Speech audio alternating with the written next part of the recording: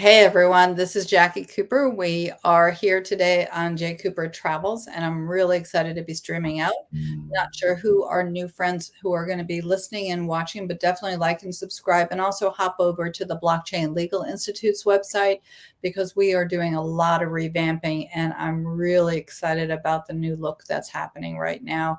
So today, Patrina and I are going to be talking about a lot of different things. How are you doing, Patrina? I'm good. I'm good. It's been a busy week. How's your week been?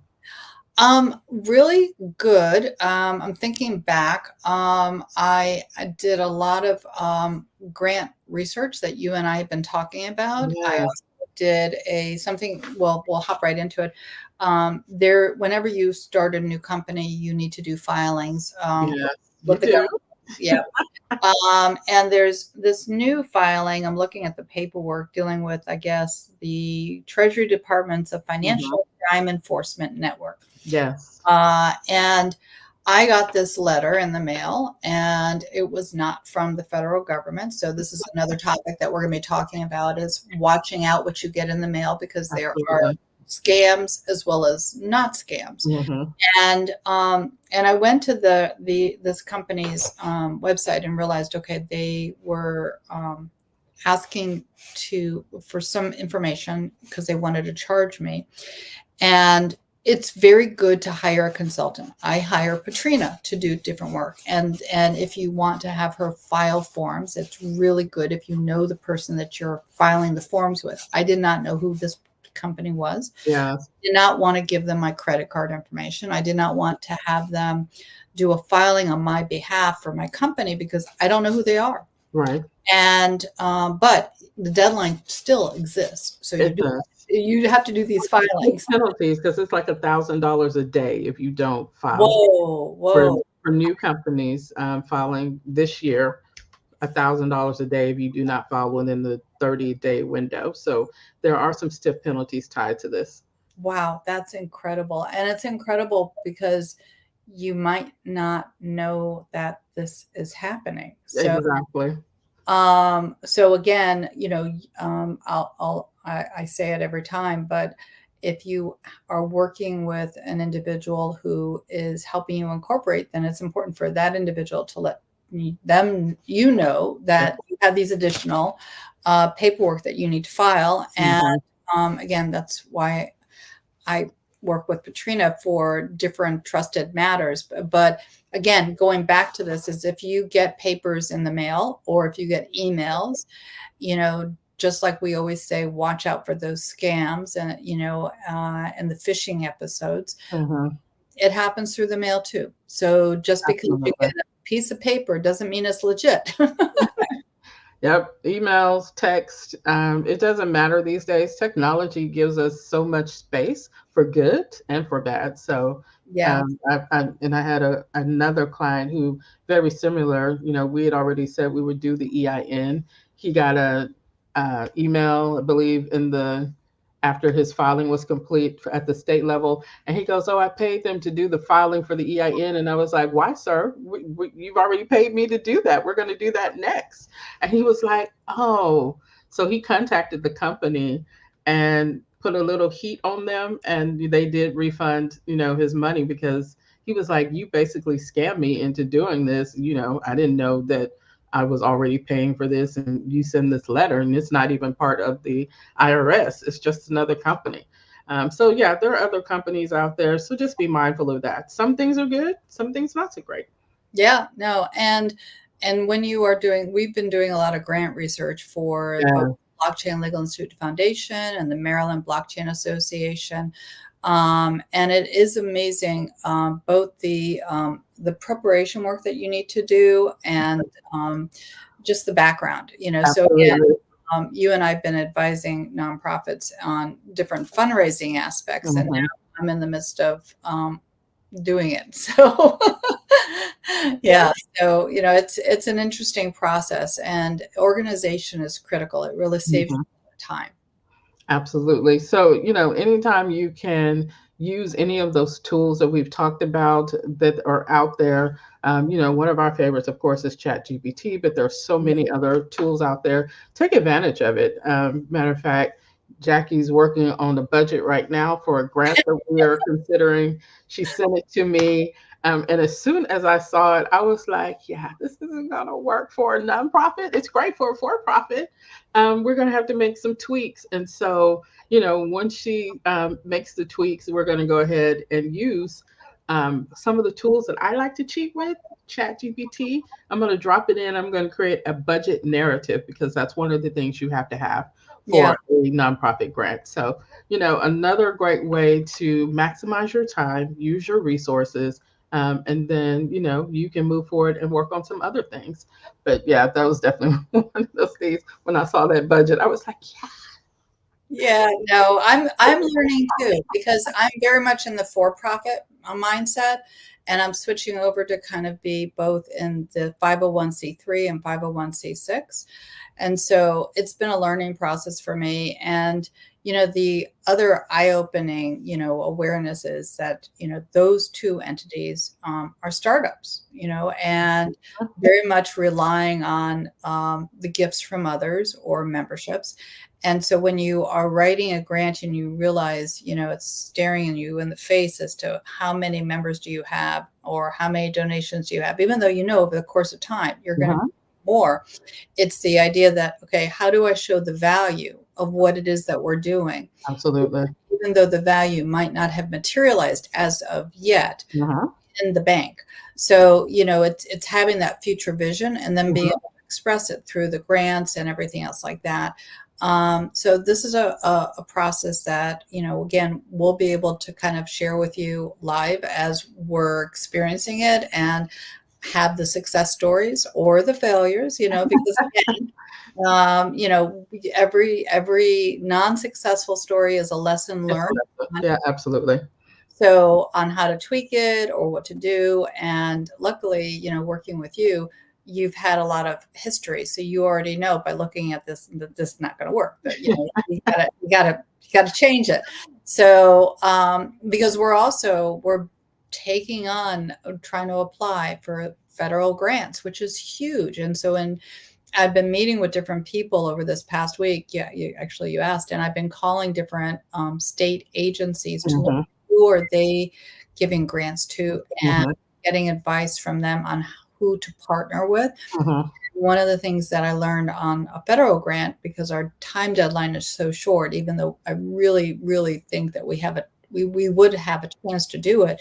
But what I learned from the state is that they had these meetings a number of weeks ago Mhm. to have entities partner together Mhm. to then apply together for these grants. Mhm. And that was something that I sort of knew about, but we missed the boat on that, which is fine because there's always more grants coming down the road. But we also talked about the fact that the states actually, they can get the grant or this other entity, and then there can be subcontracts that can happen for Absolutely. this. So, again, it's all about knowing the process, Mhm. then actually taking the next steps in terms of developing the relationships to make those things happen. Mhm. So Absolutely. it's never overnight success, but it's definitely consistent steps Mhm. towards it and creating that network so okay, even like and I don't know if we'll have time to actually apply for it, but like the one of the cities, Bowie, Yep. they in that grant, if my memory is correct, they require some letters of recommendation. Uh-huh. And, I might be able to get those letters, but I Mhm. might not. And so, and planning for grants, one of the things that I'm realizing is having the pieces together so Grant that readiness. Yep. that way if someone says, okay, we need a letter, you can just pull it out of your hat, not really, but out of your The document. electronic filing system. Yeah, and you can email the person that gave you the letter and say, okay, we're using it. Is this okay? And then you already have those pieces, Mhm. so you can just kind of put it into the queue. Um, what else are you thinking that we need to kind of mention? I know you have a number of workshops coming up. Exactly. So I was just going to emphasize that we are going to do a workshop around this very topic on December 14th at 8 a.m. Central Time, 9 p.m. or 9 a.m. Eastern Time. So for those in the middle, um, schedule your time zone.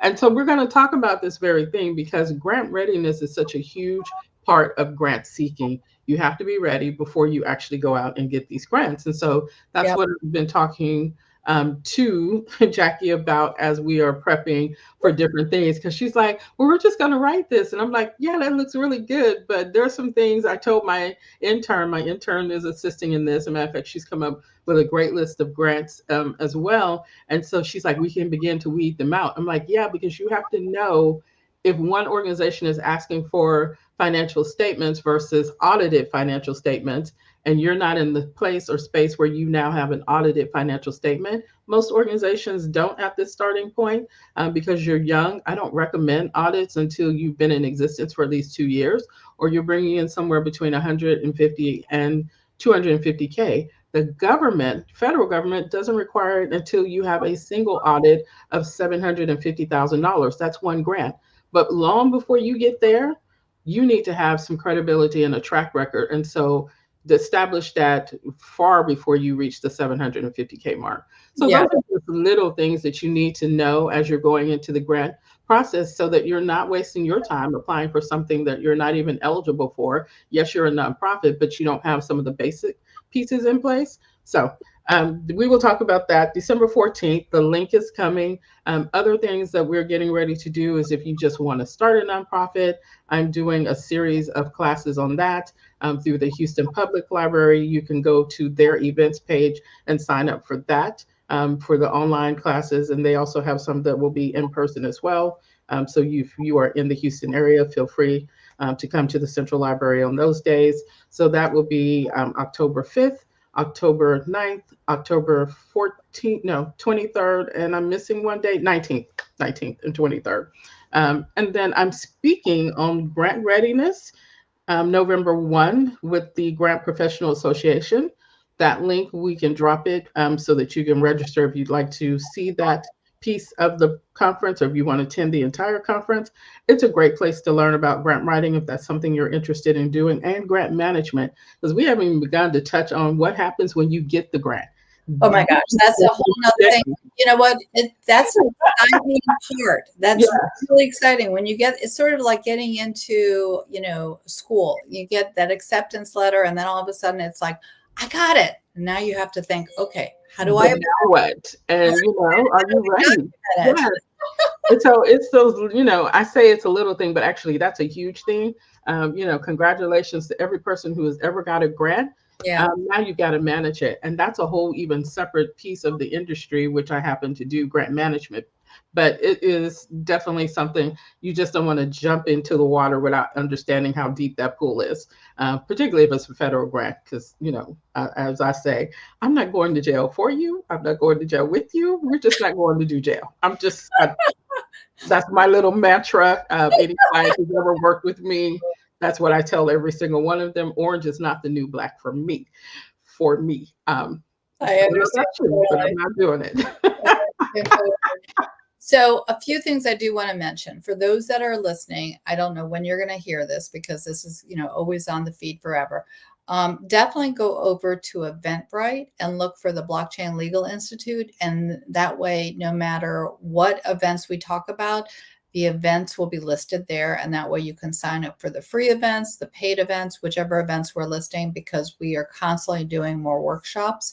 And also talking about workshops and free events, we do have a global summit. The global summits are virtual. They happen every March and October. And this October, we are hosting a blockchain and sustainability event that has speakers from Africa, South America, possibly Australia, Europe, the United States, Canada. We have such a phenomenal group of professionals who are talking about AI, Bitcoin, blockchain use cases, governments who are using this, just a whole host of wonderful information that applies to businesses as well as individuals. So definitely, hop on to learn.